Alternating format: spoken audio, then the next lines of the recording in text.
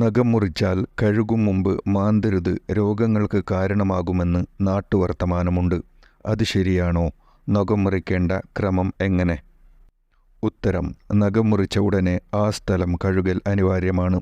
അല്ലാത്തപക്ഷം കഴുകും മുമ്പ് നഖം മുറിച്ച ഭാഗം കൊണ്ട് ചൊറിഞ്ഞാൽ വെള്ളപ്പാണ്ട് രോഗം ഉണ്ടാകാൻ കാരണമാകും. ഇരു കൈകാലുകളുടെയും നഖം മുറിക്കൽ സുന്നത്താണ്. 2 കരങ്ങളിൽ ഒന്നിൻ്റേത് മാത്രം മുറിക്കലും 2 കാലുകളിൽ ഒന്നിൻ്റേത് മാത്രം മുറിക്കലും കറാഹത്താണ്.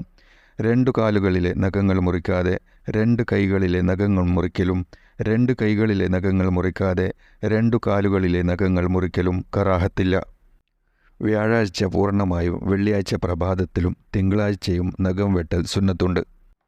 വലതു കൈയിൻ്റെ ചൂണ്ടുവിരലിൽ നിന്ന് തുടങ്ങി അതിൻ്റെ ചെറുവിരലിൻ്റെ നഖം വരെ മുറിച്ചതിന് ശേഷം അതിൻ്റെ തള്ളവിരലിൻ്റെ നഖം മുറിക്കുകയും ശേഷം ഇടത് കൈയിൻ്റെ ചെറുവിരൽ മുതൽ തള്ളവിരൽ വരെയുള്ള നഖങ്ങൾ തുടർച്ചയായി മുറിക്കുകയും ചെയ്യലാണ് കൈകളിൽ നഖം മുറിക്കേണ്ട രീതി.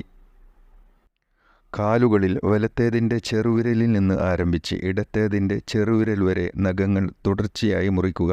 ഇതാണ് സുന്നത്തായ രീതി. നഖം കടിക്കൽ കറാഹത്താണ്. അത് ദാരിദ്ര്യത്തെ ഉണ്ടാക്കി തീർക്കും.